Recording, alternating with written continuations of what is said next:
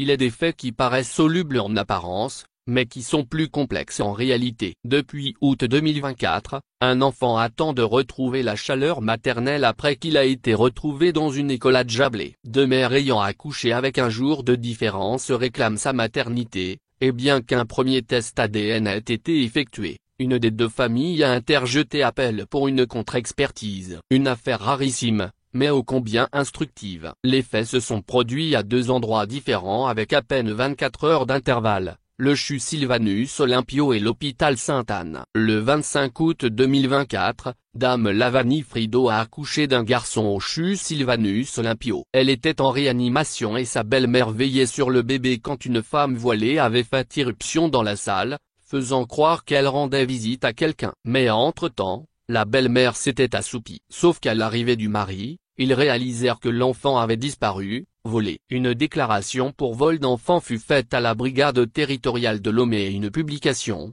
sur les réseaux sociaux. Ils apprirent peu de temps après, une annonce de bébé retrouvé à Djablé le 31 août. La direction du CHU, sur la base des déclarations du couple qui disait reconnaître le bébé, le lui a remis. À l'hôpital Sainte-Anne, un enfant vint au monde dans la nuit du 26 au 27 août 2024. Sa mère, Dame Midzoei Modestine, qui a déjà deux enfants et dont le mari ne veut plus d'enfants, a été obligée de lui cacher son état jusqu'à l'accouchement. Ses parents ignoraient qu'au lieu d'aller à l'école, raison pour laquelle elle était arrivée à Lomé, elle avait déjà fait deux enfants et s'apprêtait à avoir le troisième. Mais, devant son dénuement croissant, elle se résolut à abandonner le bébé et décida de le laisser dans une école pas loin de là où vit le père de ses enfants. Elle n'était pas mariée. Or il se trouve qu'une cousine à elle savait qu'elle attendait un enfant et lorsqu'elle ne la vit pas porter d'enfant, l'interrogea. Elle lui mentit que le bébé n'avait pas survécu. Cette cousine apprit en ce moment l'information du bébé retrouvé dans l'enceinte de l'école à Djablé et poussa Dame Midzoei à dire la vérité. Ce fut ainsi qu'elle se ravisa et réagit sur les réseaux sociaux pour avouer être la mère de l'enfant. Soit dit en passant, elle n'avait même pas les moyens de régler le chauffeur de taxi qui l'avait emmené à Sainte-Anne. L'affaire fut portée au niveau du parquet de Tséviers. Le bébé fut retiré au couple qui a prétendu avoir reconnu l'enfant et confié à Terre des Hommes, le temps que l'enquête aboutisse et que les vrais parents soient déterminés. Entre-temps, Dame Midzoei fut invitée par la direction du CHU pour des analyses. Non seulement il a été prouvé qu'elle avait effectivement mis au monde, mais les tests de sang permettaient de trancher. Pour ne pas se tromper, il a été décidé qu'un test ADN soit pratiqué, mais aux frais de qui? La direction du CHU réussit à assumer et envoya les prélèvements au Bénin. Les résultats montrèrent que l'enfant a pour mère ... Dame Midzoei. Désolation certaine dans la famille de Dame Frido qui a assurément commencé à entourer l'enfant d'amour familial. Non convaincue par les résultats, celle-ci demande une contre-expertise. Dans ce cas, c'est à elle d'assumer les frais y afférents. L'affaire serait à ce jour non résolue et l'enfant vit toujours avec Terre des Hommes. Mais pour combien de temps encore? Il est vrai que l'acte posé par Dame Midzoei est condamnable et passible de peine de prison, selon le nouveau code pénal togolais en ses articles 181 et 182. Mais il est surtout vrai que la faim et le dénuement peuvent amener à poser des actes répréhensibles. Et il est surtout facile, lorsqu'on n'est pas dans la situation qui a contraint Dame Midzoei à agir ainsi, de lui jeter la pierre.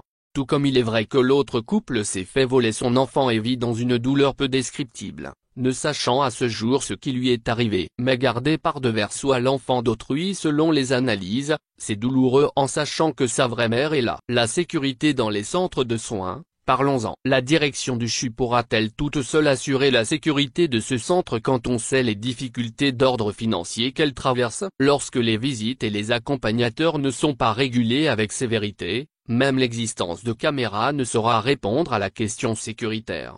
Il nous a été confirmé qu'en réalité, ce sont les cas graves ou compliqués qui devraient être référés vers le CHU. Malheureusement, il ressort que le nombre d'accouchements par voie normale est pratiquement le même que par césarienne. On ne doit pas alors s'étonner de la foule de visiteurs dans les allées de ce centre de soins chaque jour, ce qui rend plus ardue la gestion de la sécurité. Qui pour prendre en charge la contre-expertise? Cette affaire semble assez rare pour interpeller les autorités du pays. Demander que les frais de la contre-expertise soient supportés par le couple ayant vu son enfant volé. et voir confirmer les premiers résultats sera une double peine pour Dame Frido et son mari. Le ministère des Affaires sociales gagnerait en prenant en charge cette dépense. Le père des enfants de Dame Mizoei ne devrait pas aussi s'en tirer à si bon compte. Non seulement il a eu des enfants au point de ne plus en désirer, mais il n'a pris aucune mesure contraceptive pour celle qu'il et lui fait en plus de n'avoir entrepris aucune démarche auprès des parents de la jeune dame. Et pourtant, il continue à prendre son plaisir avec la femme sans mesure de protection pour lui-même. Certainement que si la femme avait les moyens, elle avorterait,